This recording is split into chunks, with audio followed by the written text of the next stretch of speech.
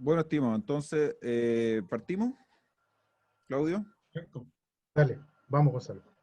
Ok, bueno, gracias a todos por participar en este segundo ciclo de este webinar de contabilidad y tributación para ontólogos. Os voy a mantener a todos silenciados para evitar ruidos del exterior y cualquier pregunta la van anotando en el chat y vamos a intentar responderlas todas al final de la exposición. Dejo con ustedes al doctor Claudio Venegas, presidente del Departamento de Atención Privada del Colegio de Dentistas. Estimados, bienvenidos a todos y todas. Esto es una actividad, segundo módulo de 3 de contabilidad. Siéntanse invitados a participar activamente, exprimiendo lo más posible a nuestros expositores. La gran calidad que tienen y por otro lado la necesidad de suplir con la falencia de la formación del odontólogo en esta área, nos ha hecho realizar este webinar. Entonces, están a cargo de los encargados del Departamento de Atención Privada del Colegio del Cirujano Dentistas que estamos organizando esto. Queremos invitarlos también a las siguientes actividades. Tenemos programado para el próximo mes un curso de un webinar de gestión también. Así que invitados todos. Los dejo a cargo de Matías Chamil y de Gonzalo Guarda. Buenas tardes entonces, a participar. ¿Cómo están todas? ¿Cómo están todos? Buenas tardes. Un agrado de saludarles nuevamente y en primer lugar, una obligación necesaria, el agradecimiento a todos los que participaron del módulo 1 el lunes recién pasado. Estamos contentísimos por el interés, por la dispensación de tiempo, por invertir en este tiempo importante para, como decía recién Claudio, prepararnos en materias que no nos enseñan en el pregrado. Son materias complementarias y que probablemente si hubiésemos estado mejor preparados en esta área, todo lo que está pasando en este minuto sería un poquito más llevadero. Como decía Gonzalo también, reiterarles que van a estar silenciados los micrófonos en general por un tema de apego al tiempo y para evitar alguna intervención involuntaria de algún ruido extraño, algún ruido foráneo. Me toca, e insisto, darle el pase y presentar a nuestro charlista, nuestro seminarista de hoy. Él es el señor Jaime Preis, un poquito de su currículum. Él es abogado de la UDP, Universidad Diego Portales, generación 2005. Él obtiene el premio al mejor egresado de la promoción. Felicitaciones, don Jaime. Muchas gracias. Es diplomado en tributación de la FEN también, Facultad de Economía y Negocios, el año 2012.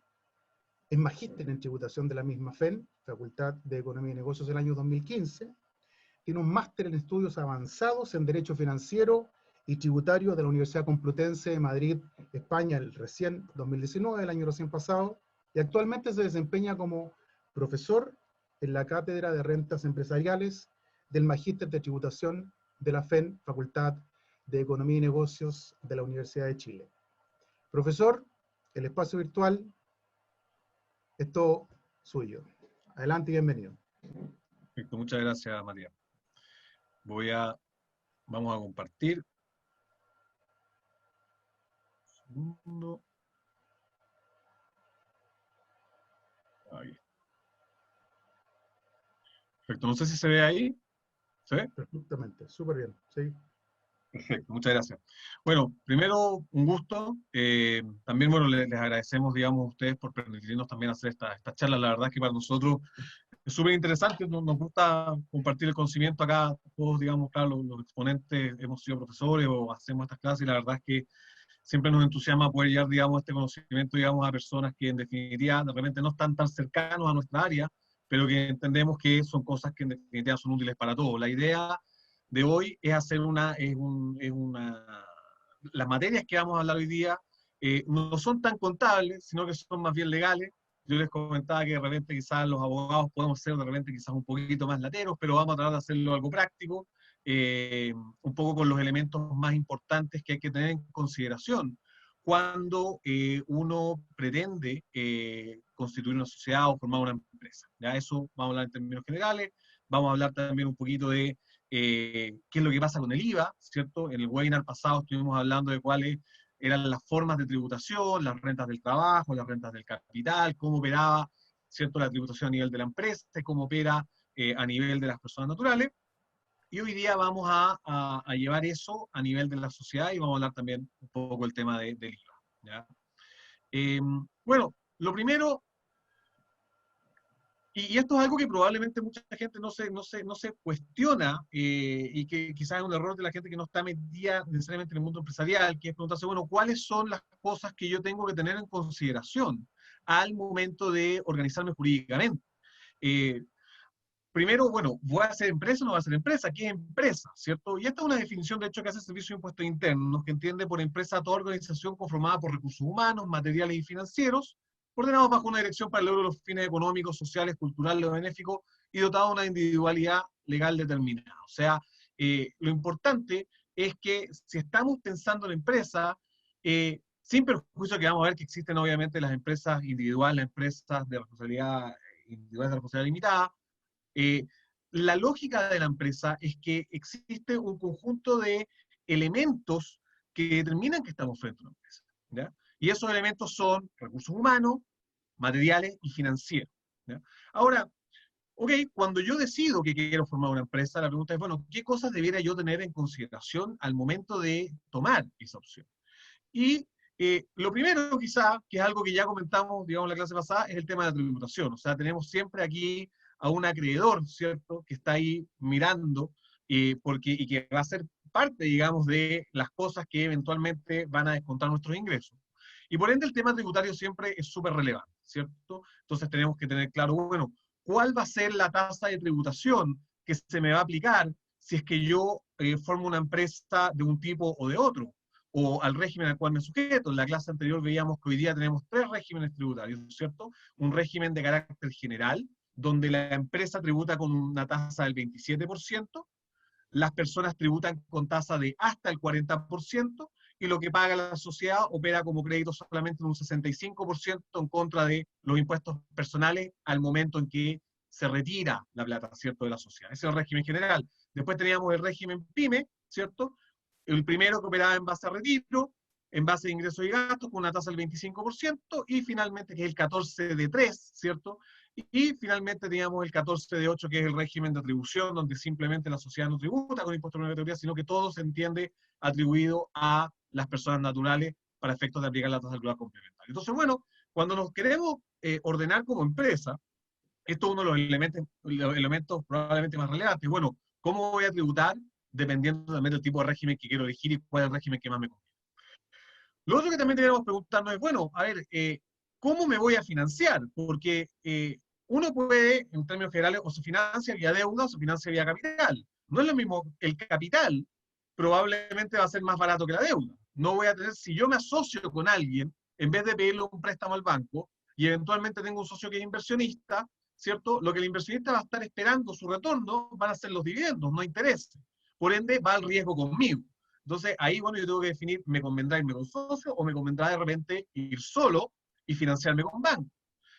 Por ejemplo, ¿qué va a ser más importante para mí? ¿Alguien que me financie o las personas con las cuales yo voy a participar en este negocio? Eso también es otra cosa súper relevante, porque de eso también va a determinar el tipo de sociedad, lo vamos a ver más adelante, el tipo de sociedad que vamos a elegir. Si de repente a mí lo que me importa son las personas con las cuales yo me voy a involucrar, entonces quizás es más importante una sociedad de personas, en concreto una sociedad de responsabilidad limitada.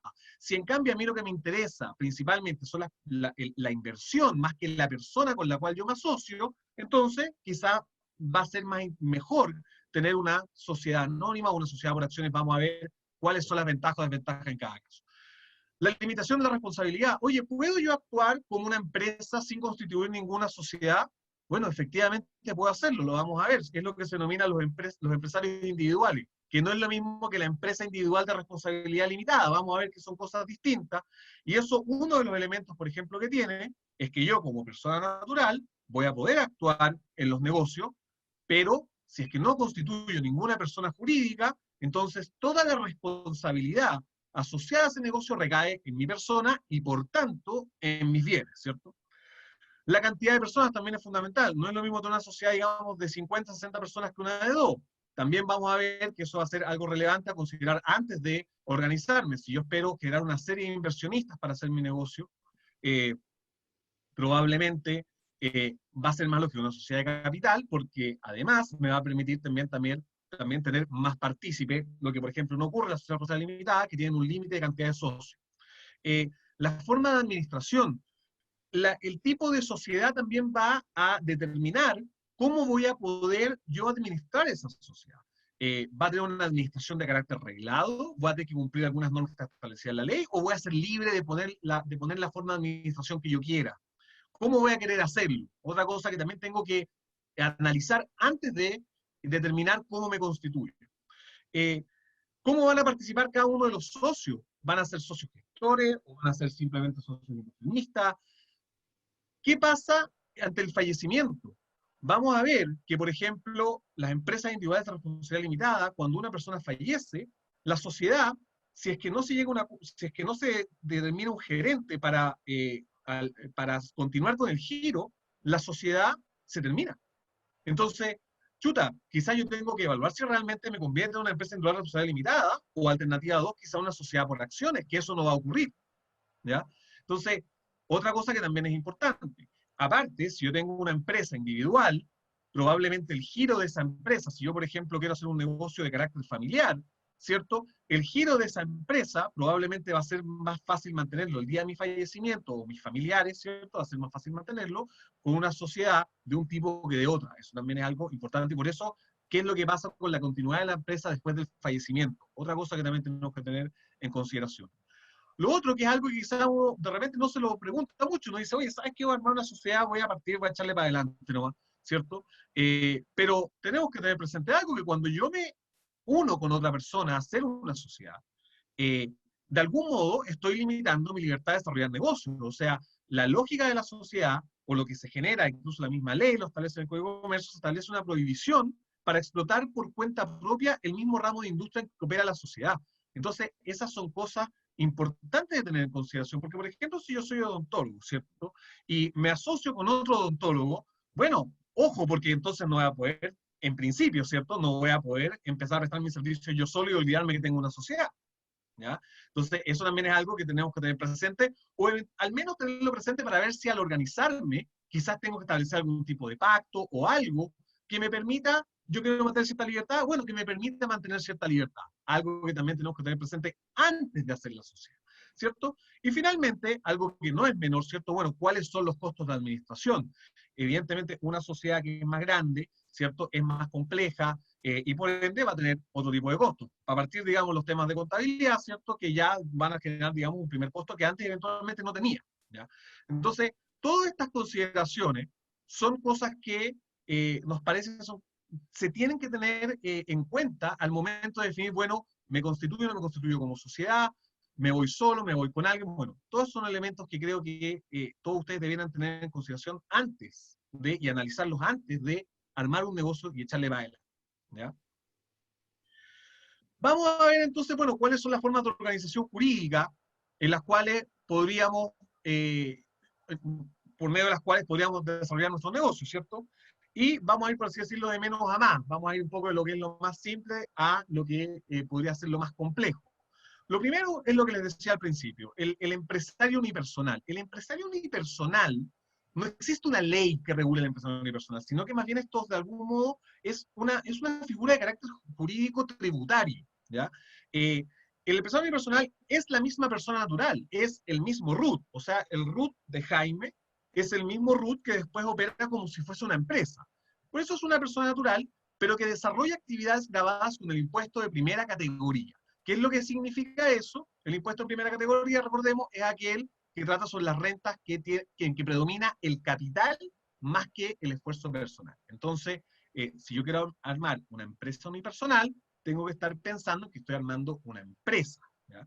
Y en definitiva, bueno, el empresario unipersonal, ¿qué es? Es una actividad integrada por el capital, dedicada a actividades industriales, mercantiles, y claro, no está organizada como una persona jurídica, sino que se encuentra formada por una sola persona, la misma persona. Eso es lo que estamos diciendo. Entonces, ¿cuáles son las cosas importantes de esto? Bueno, no existe limitación de responsabilidad. Si es que yo lo que hago es, me constituyo como empresario unipersonal, ¿y cómo lo hago? Lo único que tengo que hacer es ir al Servicio de Impuestos Internos e iniciar un giro en primera categoría. Es una declaración. Armar una contabilidad, tengo que tener presente que cuando yo desarrolle el negocio como un empresario unipersonal, no limito la responsabilidad entre la empresa y mi persona. ¿Qué significa eso? Que si, por ejemplo, yo tengo una empresa unipersonal y en mi carácter de empresario unipersonal celebro un arrendamiento para poder, digamos, prestar mi servicio de odontología, bueno, si es que por A, B o C motivo tengo algún inconveniente y no puedo pagar, los acreedores van a ir ya sea con los bienes que yo tengo destinados a la empresa unipersonal o contra mis bienes personales. Entonces, esto es uno de los grandes problemas de la empresa unipersonal. Y también es muy importante en esto tener presente que la contabilidad, bueno, sin perjuicio que en todos los casos es importante, en este caso es particularmente importante porque la empresa unipersonal se va a armar, los activos se van a armar con aquellos bienes que yo asigne a la contabilidad. Yo puedo tener bienes que van a estar fuera de la contabilidad, que no tienen nada que ver con la empresa, y otros bienes que van a ser parte de la contabilidad. Bueno, por eso la contabilidad es tan importante, porque ante el Servicio de Impuestos Internos, si yo realmente estoy ocupando un auto, ¿cierto? Y ese auto está a nivel personal y está asignado a la contabilidad, quizás no va a tener problemas, pero si yo asignara ese auto a la contabilidad, eso eventualmente me puede generar un efecto tributario, que comentábamos la clase anterior, podría generar un efecto nocivo porque estoy utilizando un activo de la sociedad que en rigor debiera ser, digamos, para el uso de la sociedad y no a nivel personal, ¿ya? Entonces, la contabilidad en esto es súper importante. El empresario unipersonal, en todo caso, se puede sujetar a cualquiera de los regímenes tributarios, de los que comentábamos antes. Y una cosa que también es súper importante es que cuando yo asigno un activo a la empresa unipersonal, o sea, cuando yo, por ejemplo, digo, mira, yo tengo una oficina que la tengo a nombre personal, y esa oficina yo la voy a asignar a mi empresa unipersonal, no hay un traspaso de propiedad. ¿Por qué? Porque es a la misma persona. Lo único que estoy haciendo, estoy metiendo, ¿cierto?, este activo en una contabilidad. ¿Eso qué es lo importante de eso? Que no se produce enajenación, no hay el traspaso desde un patrimonio a otro. Y eso es súper importante porque el Servicio de Impuestos Internos, una de las cosas que puede hacer cuando yo aporto, por ejemplo, un departamento a una sociedad, yo constituyo una sociedad, el Servicio de Impuestos Internos va a decirme, oye, ¿a qué valor aportaste ese bien raíz a la sociedad? ¿Fue a valor de mercado? Porque si no fue a valor de mercado, el Servicio de Impuestos Internos podría decirme, venga, cuando usted hace una enajenación, las enajenaciones por regla general tienen que ser a valor de mercado. Entonces, bueno, eso acá el Servicio de Impuestos Internos no lo puede hacer porque yo no estoy haciendo una enajenación, yo no estoy traspasando un activo personal a una persona jurídica distinta, ¿ya? Por eso también, eso es importante tenerlo presente. Eso es algo bueno, por así decirlo, del empresario unipersonal, que me permite asignar una serie de activos a una empresa sin tener ese efecto tributario, sin perjuicio de lo cual no tengo límite en la responsabilidad. Y eso obviamente me puede generar un inconveniente. El siguiente paso, de forma de organización, entonces, es la empresa individual de responsabilidad limitada, la EIRL, que esto la gente suele confundirlo, que justamente no es lo mismo que el empresario unipersonal. La EIRL sí genera una persona jurídica distinta. Está regulada la ley 19.857 y sí genera, por tanto, límites en la responsabilidad. En otras palabras, los acreedores de la empresa individual de responsabilidad limitada no van a poder ir en contra de mis bienes personales. Ahora, claro, si yo constituyo una empresa individual de responsabilidad limitada y le aporto, ahora ya no estoy asignando, ahora estoy aportando bienes a la empresa individual de responsabilidad limitada, entonces lo que va a ocurrir es que ahí tengo que ver, bueno, ¿a qué valor lo hago? Porque se genera este efecto de enajenación que hablábamos antes. Al igual que el caso anterior, la EIRL se puede sujetar a todos los regímenes tributarios y puede realizar toda clase de operaciones, ya sean civiles o comerciales, sin perjuicio que la ley considera que las EIRL siempre son de carácter comercial. Eso tiene algunos efectos de carácter, en términos legales, antiguamente, a propósito de la antigua ley de quiebra, si era una actividad comercial o no, puede tener algún tipo de relevancia, hoy día eso ya no están así, pero en términos generales, lo importante para estos efectos es que pueden realizar operaciones de carácter civil o comercial. Cuando hablamos de actividades de carácter comercial, son aquellas que son actos que efectivamente se entienden como actos de comercio conforme al Código de Comercio, ¿ya? La constitución de la EIRL es de carácter solemne. El empresario unipersonal que veíamos antes no tiene una solemnidad, más allá de ir al Servicio de Impuestos Internos y hacer inicio en primera categoría y armar mi balance, no tengo nada más que hacer. En la EIRL yo sí necesito redactar una escritura pública, inscribirla y publicarla, inscribirla en el registro de comercio y publicarla en el diario oficial dentro de 60 días desde la fecha de la escritura. Vamos a ver después, para los que se estén preguntando al tiro, este sistema del régimen de empresa en un día, pero estamos partiendo, digamos, por cómo es el sistema, el régimen general, por así decirlo. Entonces, la Constitución es de carácter solemne. Súper importante que si ya dijimos, vamos a hacer una empresa individual responsable limitada, que el objeto social sea claro y preciso. ¿Por qué? Porque uno de los problemas que tiene la empresa individual responsable limitada es que si es que yo realizo actividades que están fuera del objeto social, y yo creo que las estoy haciendo por medio de la IRL, ya no respondo ilimitadamente. Perdón, ya no respondo limitadamente, sino que ahora paso a responder ilimitadamente. Entonces eso es súper importante que el objeto social sea claro. Otro de los inconvenientes que tiene la IRL es que yo, para poder realizar actos entre el patrimonio propio y el patrimonio de la empresa, hay ciertas normas. Para que esos actos sean válidos, es necesario que consten por escrito, que sean protocolizados y que sean inscritos al margen de la Constitución de la sociedad. Entonces, eso obviamente me genera una cierta limitación porque hay ciertas ocasiones donde efectivamente yo podría realizar ciertos actos con la misma empresa, pero en el caso de la IRL tengo estos requisitos para que sean válidos. Quizás en ese caso, entonces, más interesante de hacer, y lo que vamos probablemente terminar concluyendo, ¿cierto? Que va a ser más interesante hacer una sociedad por acciones antes que una IRL, porque la sociedad por acciones admite que la sociedad tenga un solo accionista, y no tiene esa limitación de realizar actos con patrimonio propio o no, más allá de tener facultades de autocontrol. Los aportes, como les decía, acá significan enajenación, por ende, si vamos a aportar algún activo a la IRL, es importante que veamos cuál va a ser el valor y cuáles van a ser los efectos que se generan de ese aporte. Y con eso lo que estoy es transfiriendo de un patrimonio a otro. Entonces eso tiene efectos tributarios, ¿ya? Y otro tema importante también, la liquidación por ley, si es que la IRL el día de mañana, escucha, nos va mal y tenemos que liquidarla, bueno, la liquidación implica el término de la IRL. Y por ende, si se termina la IRL, empiezo a responder ilimitadamente. Es un problema. Y adicionalmente, si es que el titular llegara a fallecer, ¿cierto? Tengo el problema que para mantenerla vigente durante un año, al menos, voy a poder mantenerla vigente solamente por un año, y la limitación de responsabilidad solamente por un año, y después de eso se va a entender que se termina. Entonces, como verán, la IRL, claro, es una figura que en su momento fue útil, pero ya con la incorporación al régimen jurídico de la sociedad por acciones, quedó un poquito más en desuso, ¿ya? Aparte, agreguemos el hecho de que la IRL solamente puede ser constituida por personas naturales. Las sociedades por acciones no tienen esta limitación, pueden ser constituidas por otras sociedades. Yo puedo tener una sociedad por acciones que es dueña de otra sociedad por acciones. Entonces, eso es algo que también es importante tenerlo presente. Siguiendo con las formas de organización, nos metemos entonces ya directamente en las sociedades. Algunos entienden que las IRL también se denominan sociedades, pero para no enredarlo, lo preferí dejar fuera, porque el concepto de sociedad, conforme al Código Civil, es un contrato. La sociedad es un contrato, en que dos o más personas estipulan poner algo en común con la mira de repartir entre sí los beneficios que de ello provengan, que forma una persona jurídica y que es distinta de los socios individualmente considerados. Ahora, el problema de esa definición, claro, que el Código Civil es muy antiguo, entonces habla de dos o más personas. ¿Y qué pasa con las sociedades por acción? Entonces, esa definición quizás está un poquito anticuada, ¿cierto? Y por ende tenemos que entender más bien que al final una sociedad es una persona jurídica que cumpliendo solemnidades legales para la realización de una actividad económica, las personas, los constituyentes, estipulan poner algo en común con la mira de repartir entre sí los beneficios y soportar las pérdidas derivadas de la realización del giro.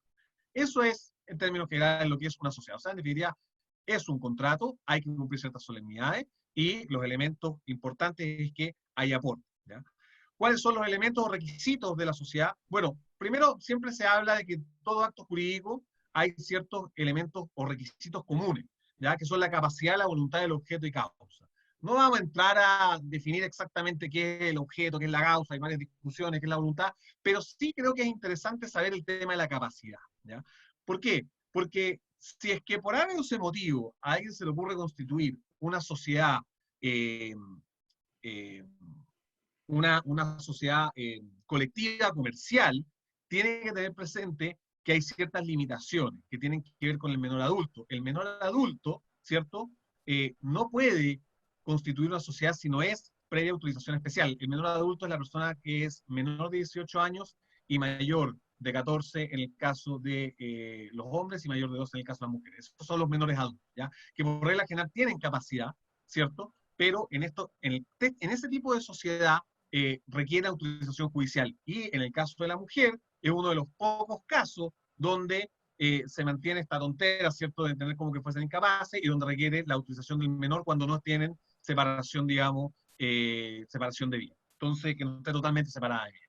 Pero eso es algo respecto de un tipo de sociedad súper particular y no ocurre en el resto. En el resto sí va a ser importante entonces que haya capacidad para poder, digamos, celebrar, digamos, la sociedad. Y después vamos a tener ciertos elementos que son específicos de la sociedad en general. ¿Y cuáles son esos elementos importantes? Que haya socios, que haya un aporte, que haya participación en los beneficios, que haya contribución en las pérdidas y que haya affectio societatis. ¿Qué es esto del affectio societatis? Yo no sé si se lo han escuchado alguna vez a algún abogado. Bueno, a los abogados realmente nos gusta jugar las palabras en latín. Bueno, esto es un poco el tener una cierta afección, un interés por trabajar en conjunto. ¿Ya? Eso es un poco el affectio societatis. Y es especialmente relevante en las sociedades de personas, ¿ya? Hay, como les decía al principio, hay sociedades que son de personas donde lo importante son las personas que participan en la sociedad y hay sociedades en las cuales lo importante es el capital. La affectio societatis es especialmente relevante en las sociedades de personas. Tanto así que si se va al affectio societatis, uno podría entender de que se elimina uno de los requisitos especiales propios de las sociedades, lo que podría incluso terminar en el término de la sociedad.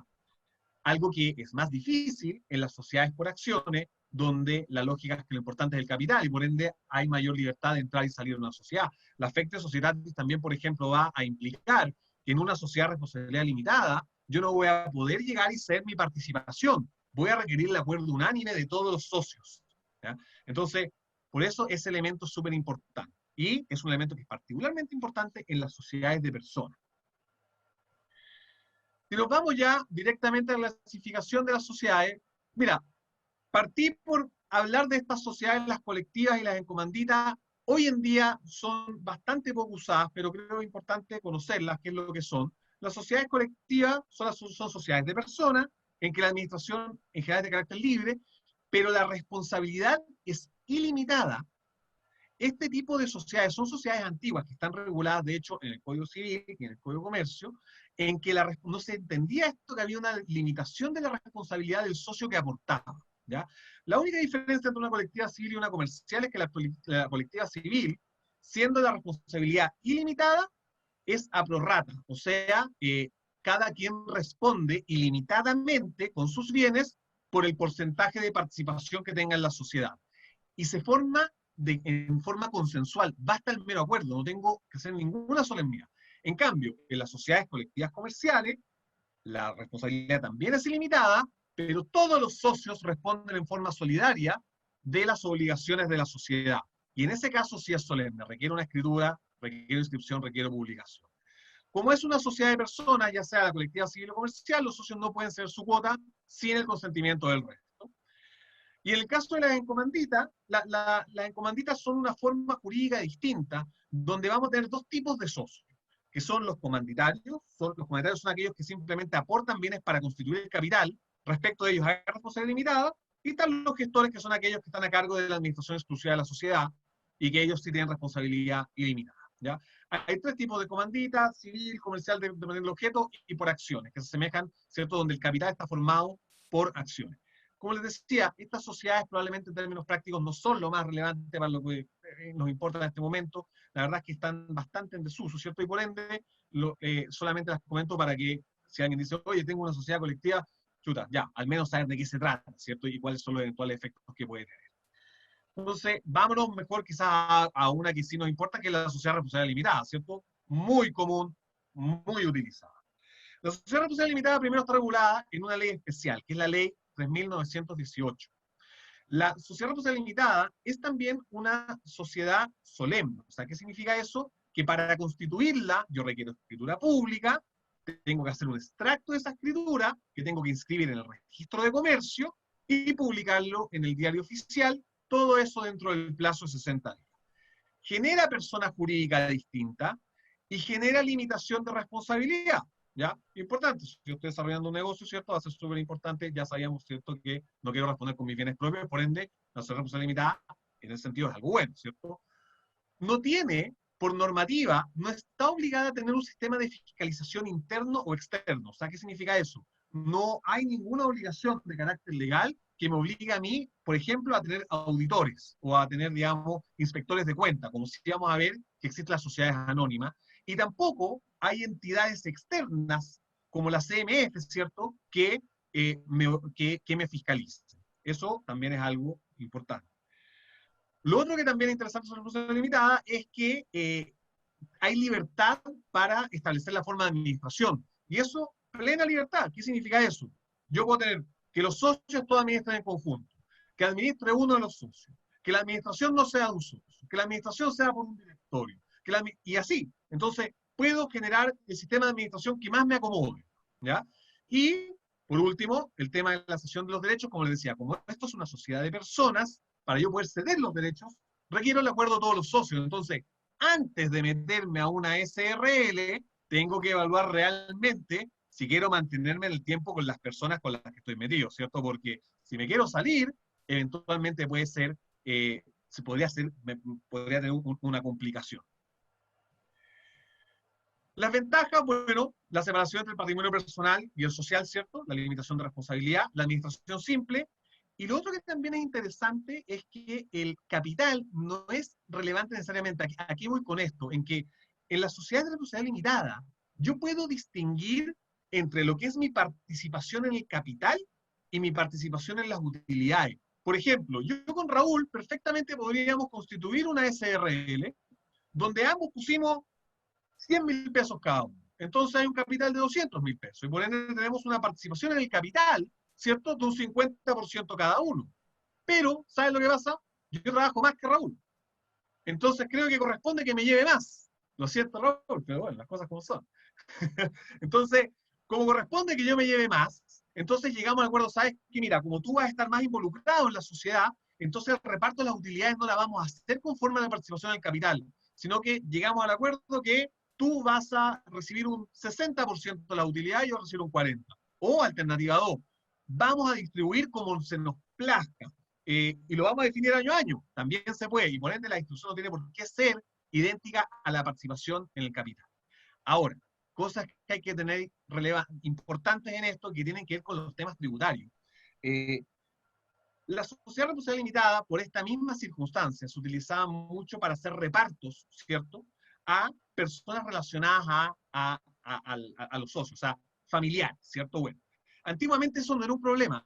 Antiguamente, o más que no era un problema, no habían facultades del Servicio de Impuestos Internos, por ejemplo, o facultades directas para poder cuestionar esa operación. Y eso se hacía, obviamente, porque ¿qué es lo que se hacía? Bueno, yo metía, digamos, a todos mis hijos, ¿cierto? Y repartía todas las utilidades entre ellos, porque ellos tienen una tasa de impuesto o generan menos rentas que yo, entonces con eso bajo el nivel de impuesto a pagar. Bueno, eso se hacía mucho, y hoy día la ley de la renta establece una norma especial que puede cuestionar en forma directa esa distribución, si es que la distribución no se hace conforme a criterios de carácter económico y que estén efectivamente fundados. Entonces, tenemos que tener ojo que sin perjuicio que la sociedad responsable limitada nos permite hacer eso, ¿cierto? Hoy día hay un límite tributario, por así decirlo. No puedo hacerlo porque sí, sino que tengo que tener algún tipo de razón económica de por qué yo voy a distribuir de una forma distinta mi participación en el capital, ¿ya? Súper importante tenerlo presente. Es una norma que está operando desde el 1 de enero del 2020 en adelante. Y por ende, todos los que tengan sociedad responsable limitada y quieran hacer distribuciones que no se condigan con la participación en el capital, ténganlo presente si es que hay justificación económica para hacerlo y no es meramente tributario, ¿ya? ¿Cuál es el problema de sociedad responsable limitada? Bueno, no me permite tener más de 50 socios. Bueno, si voy a tener más de 50 socios, ahí probablemente ya lo importante no son las personas. Es muy probable lo que estoy pensando en un negocio donde estoy buscando inversionistas, ¿cierto? Entonces, por eso está esa limitación. La desventaja, importancia de la persona de los socios. Claro, eso también puede ser una desventaja. ¿Por qué? Porque como los socios son tan importantes, si de repente se me acaba el affectio societatis, chuta, me puedo meter en un grave problema, ¿ya? La valorización de los derechos versus los socios inversionistas. ¿Qué es lo que ocurre? Si yo quiero meter un socio inversionista, ¿cierto? Y quiero que invierta, no sé, 100 millones de pesos, supongamos que yo tengo una sociedad que invertí originalmente 500.000 pesos. Con Raúl, pusimos 500.000 pesos entre los dos. Nos fue espectacular. Y queremos ahora que ingrese un inversionista y que ponga 100 millones de pesos. Bueno, si el inversionista mete 100 millones de pesos, su participación en el capital nos va a diluir completamente. Nos vamos a quedar con un porcentaje muy pequeño porque él va a quedar con 100 millones de pesos y nosotros con 500.000 pesos, ¿cierto? Entonces, ¿cuál es el problema de eso? Que no, pues yo no te quiero regalar mi negocio, si acá lo importante somos nosotros, ¿cierto? Yo, Raúl, Carlos, la Connie, ¿cierto? Que armamos este negocio, entonces no corresponden.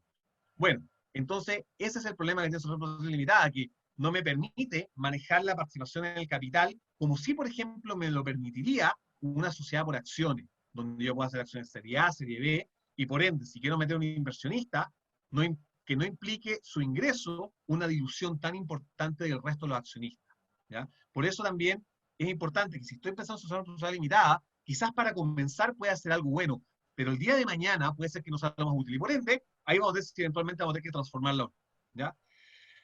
Y lo último, la limitación que hay a poder ceder ciertas participaciones, que es lo otro que hablábamos que voy a hacer un problema. Si yo tengo un problema con mi socio y me quiero ir y mi socio no quiere que me vaya, entonces, bueno, voy a ingresar en un problema no menor porque no va a tener esa libertad, digamos, de poder salir.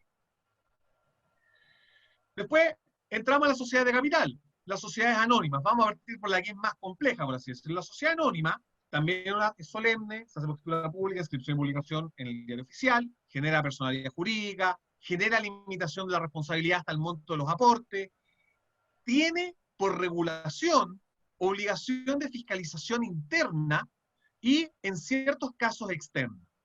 Interna porque a mí la ley de sociedades anónimas, la ley 18.046, me obliga a tener inspectores de cuentas, auditores externos.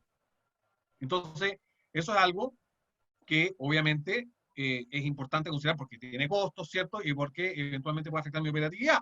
Y también hay, ¿cómo se llama? Una fiscalización externa de la CMF, pero eso es a propósito de las sociedades anónimas abiertas. Vamos a ver que hay sociedades anónimas abiertas, cerradas y especiales, de tres tipos. Bueno, las abiertas quedan sujetas a la fiscalización de la CMF y las especiales también a sus respectivos, digamos, administraciones fiscalizadoras, ¿ya? Lo otro, las sociedades anónimas tienen un sistema de administración reglado. Las sociedades anónimas cerradas, por ejemplo, tienen que tener al menos 3 directores. Chuta, si yo no quiero tener un sistema directorio, no me conviene en una sociedad anónima, porque en el fondo va a tener que estar armando director, tener sesiones ordinarias y extraordinarias. Bueno, todo eso puede ser un problema para el desarrollo, digamos, y para la operatividad de un negocio, cuando de repente mis negocios son más simples y no requieren, ¿cierto? ¿Cuáles son las sociedades anónimas? Bueno, y lo que sí, como sociedad de capital que es, la libertad en la cesión de las acciones es súper importante. De hecho, limitar la libre cesibilidad de las acciones es más complejo que en otro tipo de sociedad, que las sociedades por acciones lo vamos a ver después. En estos casos, la lógica de que yo soy libre de ceder las acciones es mucho más fuerte, ¿ya?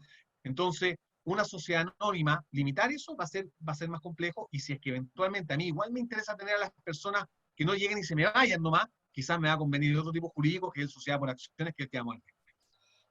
Los tipos de sociedades, como les decía, las anónimas abiertas. Las anónimas abiertas son aquellas que hacen oferta pública de sus acciones y que están obligadas a inscribirse en el registro de valores que lleva la CMF. Y son aquellas que voluntariamente se inscriben, o como les decía, las que están obligadas a inscribirse. ¿Cuáles son las que están obligadas a inscribirse? Aquellas que tienen 500 más accionistas, o aquellas en que el 10%, a lo menos el 10% del capital, pertenece a un mínimo de 100 accionistas, ¿ya? Y están sujetas, como les decía, a la fiscalización de la CMF. ¿Cuál es una sociedad anónima cerrada? Bueno, es súper simple. Las que no cumplen con lo anterior, así de simple, ¿ya? Y pueden, sin embargo, someterse voluntariamente a las normas de sociedades anónimas abiertas, y tenemos sociedades anónimas especiales, que son las aseguradoras, reaseguradoras, administradoras de fondos mutuos, bolsas de valores y algunas otras sociedades que se regulan en la ley 18.046. En lo que a nosotros nos importa, creo que es lo primero, ¿cierto? Hay temas de fiscalización interna, hay limitación de responsabilidad, hay persona jurídica, es sólido. Ventaja, nuevamente, separación entre el patrimonio personal y social, libertad de accesibilidad de las acciones, lo que eventualmente puede ser una ventaja, ¿cierto? Un sistema de fiscalización establecido por la ley. A ver, a veces ocurre que quizás nuestra sociedad está yendo súper bien y no tenemos tema de fiscalización, bueno, eso puede ser una ventaja, ¿cierto? En otras palabras, que la misma ley obligue a que todos los años haya una auditoría, ¿cierto? Respecto de los balances y del estado, digamos, de situación de la sociedad. Hay también regulación específica para los accionistas minoritarios. Aquí, y ahí se genera, de hecho, lo que se denomina el derecho a retiro.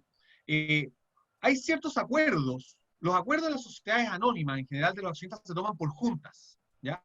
Y esas juntas, a veces, si hay una mayoría, ¿cierto? Eventualmente los accionistas minoritarios quedan desprotegidos. Si, por ejemplo, hay una mayoría de accionistas superior a un 75%, que lo que quiere es enajenar el 50% o más del activo de la sociedad, puede tomar ese acuerdo, la ley lo permite, porque en definitiva acá el acuerdo es por mayoría, ¿ya? Y por ende, ¿qué es lo que va a ocurrir? Chuta, aquí va a decir el accionista minoritario y dice, oye, pero perdóname, yo invertí en ese activo que es sumamente relevante, ¿cierto? Y ahora la mayoría, bueno, ¿qué hago? ¿Cómo me enfrento a eso? Bueno, la ley en el caso de las sociedades anónimas establece ciertos supuestos que permiten que ese accionista minoritario, ante ciertos acuerdos, como ese, por ejemplo, cuando la sociedad adopta el acuerdo de vender el 50% más del activo, ¿cierto? Se pueda retirar. Y ahí la sociedad está obligada a comprarle su participación, ¿ya? Por ende, eso es algo también interesante en las sociedades anónimas, que regulan eso, que permite esas salidas, ¿cierto?, de los accionistas minoritarios. Algo que no vemos, ¿cierto?, en las sociedades de personas. Para efectos de obtener inversionistas, claramente una sociedad de capital, ¿cierto?, y es mucho más ventajoso en una sociedad anónima. Las desventajas que tiene la sociedad anónima: exceso de reglamentación. Claro, tanta reglamentación a veces dificulta la operatividad de los negocios que son menos complejos. A nosotros nos toca en la oficina de repente ver sociedades anónimas, personas que construyen sociedades anónimas con la mejor de las intenciones, y tú les pides, oiga, deme el registro de accionista, deme el libro de acta, deme el libro de acciones de directorio, y no hay nada. Nunca hicieron nada, y eso es un problema, porque a veces los bancos o los notarios nos piden estos antecedentes, y si no están, hay que empezar a regularizar. Y eso es un problema, ¿cierto? Por ende, si nuestro negocio no va a ser algo tan grande, eventualmente ese exceso de regulamentación no va a ser lo mejor. El sistema de administración obligatorio. No tengo libertad para elegir cualquier sistema de administración. Como les decía, voy a tener que tener al menos 3 directorios. La necesidad de hacer juntas ordinarias todos los años con materias de obligatorio tratamiento. O sea, las sociedades anónimas me obligan a tener juntas ordinarias y a tratar ciertas materias que están establecidas en la ley. Entonces, eso en la sociedad de personas no es obligatorio. Y lo otro que también tenemos que puede ser súper desventajoso es que la distribución de las utilidades está arreglada.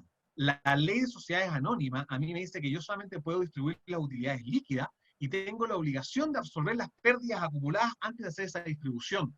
Y eso, chuta, eso me limita, porque si es que yo tengo una sociedad, ¿cierto?, con Raúl, con Carlos, con la Connie, que queremos sacar las plata y decimos, ¿sabes que no me quiero ver obligado? Siento que ya lo hemos hecho súper bien, saquemos la plata, chuta. Si tengo una pérdida acumulada, voy a estar obligado a que mis utilidades absorban primero esa pérdida, mis utilidades que yo tengo que mantener en la empresa las absorban, y solamente van a poder sacar la diferencia, y eso está por ley. Entonces eso puede generar una complicación también en el futuro, que eventualmente no queremos tener, ¿cierto? Y bueno, nos vamos entonces a la última sociedad, que es la sociedad por acciones. Como su nombre lo denomina, es una sociedad por acciones, y es una sociedad que se encuentra dentro del mundo de la sociedad de capital. Y lo interesante, y por qué es una sociedad que cada día se recomienda más y cada día da más uso, es porque la sociedad por acciones de algún modo adopta todo lo bueno de ambas. ¿Y por qué adopta todo lo bueno de ambas? Porque en definitiva, la sociedad por acciones lo que tiene es que lo más importante de la sociedad por acciones es la regulación en los estatutos. Lo que manda principalmente la sociedad por acciones es qué es lo que dicen los estatutos, más que la ley. Entonces, eso da mucha libertad. Vamos viendo. Es solemne, igual, digamos, con la diferencia que acá la inscripción y publicación de extractos es un plazo menor, son 30 días. Lo otro, se puede constituir por una sola persona. Eso es súper importante. Si yo quiero constituir mi propia sociedad por acciones porque quiero empezar a hacer inversiones, no necesito buscar a nadie, lo hago solo.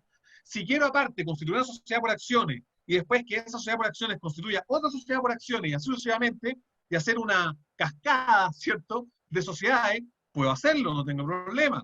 Y que cada una de esas sociedades tenga un rol distinto. Hay limitación de responsabilidad, no está sujeto a una fiscalización obligatoria. No estoy obligado a tener auditores externos ni inspectores de cuentas, y no está sujeta al control de la CMF, ¿ya? Y por eso, el punto que les comenzaba a decir que es el más importante, la importancia del estatuto. El estatuto da libertad para establecer la forma de administración que yo quiera. Me permite establecer, las sociedades anónimas también permiten hacer series de acciones, pero acá hay más libertad en cuanto a las series de acciones. Cuando hablamos de series de acciones, estamos hablando que uno puede establecer acciones de distintas series con distintos tipos de derechos, ¿ya? Entonces, por ejemplo, las acciones serie A tienen derecho a dividendos obligatorios todos los años, pero no tienen derecho a voto. Podría perfectamente hacer eso. O las acciones serie C tienen la restricción de que no pueden ser enajenadas a un tercero, sino que solamente pueden ser enajenadas, digamos, a los accionistas de la sociedad. Acciones sin derecho a voto. Hacer distribución de utilidades que no necesariamente se condigan con la participación en el capital. Si los estatutos lo permiten, yo perfectamente podría hacer una distribución de utilidades, ¿cierto? Que no diga relación con la participación en el capital, algo que no ocurre en sociedades anónimas. En sociedades anónimas la distribución de la utilidad tiene que ser de carácter conforme a mi participación en el capital. Salvo que yo haga series de acciones, pero acá esto es aún más libre. Entonces, yo podría perfectamente decir el estatuto que la utilidad se distribuye como yo quiera. Se puede. Algunos lo cuestionan, pero la libertad es tal que siempre se ha entendido que la sociedad por acciones, en ese sentido, opera de una manera muy libre. La lógica, la base de la sociedad por acciones como una sociedad de capital es la libre accesibilidad de las acciones, salvo que haya pacto en contrario.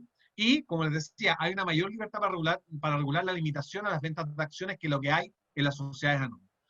Hay ciertos límites, sí, no pueden haber más de 500 accionistas, porque si hay más de 500 accionistas, en la práctica estoy frente a una sociedad anónima abierta, ¿cierto? Y, por ende, o a lo menos que el 10% del capital suscrito pertenece a un mínimo de 100 accionistas durante 90 días, también, si durante 90 días te llegan a ocurrir cualquiera de estas dos circunstancias, ya estoy obligado a constituirme como una sociedad anónima, y en particular como una sociedad anónima abierta, porque estoy dentro de los supuestos que me hacen ser una sociedad anónima abierta, ¿ya? Entonces, probablemente esta es la sociedad que nosotros más recomendamos. Yo creo que eso es lo que más, porque permite que el negocio, de alguna manera, se vea reflejado en los estatutos y en lo que yo quiero, lo que los socios quieren para el desarrollo de su negocio. Entonces, la sociedad por acciones es la que más se recomienda hoy en día. Y lo otro también es que en esto, hoy día ya no hay diferencia en el régimen tributario, ¿ya? O sea, la sociedad por acciones también puede estar sujeta a cualquier tipo de régimen tributario. Ahora, si soy un régimen atribuido, si quiero ser un régimen atribuido, ojo con eso, si quiero ser un régimen atribuido donde toda la utilidad se va directamente, los socios, los accionistas tienen que ser personas naturales. Esa es la única limitación. Pero eso en todo, ¿ya? Entonces, esta sociedad por acciones es la que nosotros generalmente más recomendamos por un poco la libertad que les decía, y puede estar sujeta a cualquier régimen tributario. Las ventajas creo que las mencioné ya. Jaime, importante, ¿ya? Sí. Sí, Jaime, recalcar o remarcar lo que tú bien señalabas respecto a la sociedad anónima, es que dependiendo del tipo de estatuto, estas sociedades por acciones también podrían estar obligadas a llevar ciertos tipos de registros. Y como han proliferado y todo el mundo tiene SPA, y tú le preguntas por qué una SPA, y la respuesta que hay es porque escuché que son buenas, y no es otro el fundamento, cuando tú le solicitas los registros, generalmente, la gran mayoría de los casos, te diré, es muy raro el que tenga los registros al día. Y los bancos y otras instituciones los piden. Entonces es importante también tener presente eso que muy bien remarcaba Jaime respecto a la sociedad anónima.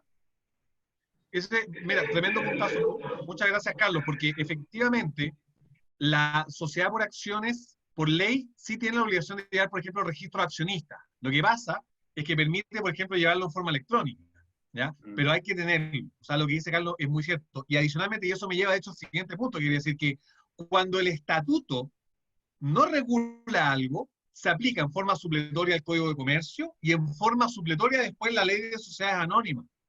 Por ende, si yo no digo nada, ¿cierto? Eventualmente sí me voy a ver obligado a hacer juntas ordinarias con las materias específicas, etcétera, etcétera. Entonces, por eso, la sociedad por acciones es súper importante que cuando se constituya, si queremos que cumpla el objetivo que queremos, es que esté bien regulado, ¿ya?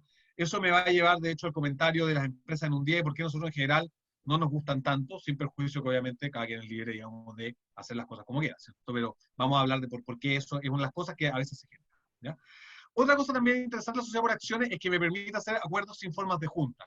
¿Qué significa eso? Las sociedades anónimas, cuando se quiere tomar un acuerdo, cuando se quiere tomar un acuerdo importante y hago una junta, por ejemplo, extraordinaria de accionistas, tengo que citar, tengo que hacer una serie de cosas. Bueno, la sociedad por acciones me permite hacer acuerdos sin formas de junta. ¿Qué significa eso? Que si yo hago una escritura pública, estamos todos de acuerdo, la firmamos, no tengo que hacer citaciones, ninguna cuestión, se acabó el tema, ¿ya?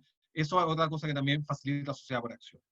Y la gran desventaja, que tiene que ver justamente con lo que también comentaba Carlos, es, bueno, si no se regula adecuadamente los estatutos, aplico supletoriamente la ley 18.046, y por ende se me renacen, ¿cierto?, todas estas obligaciones de regulación y todas estas cosas, ¿ya?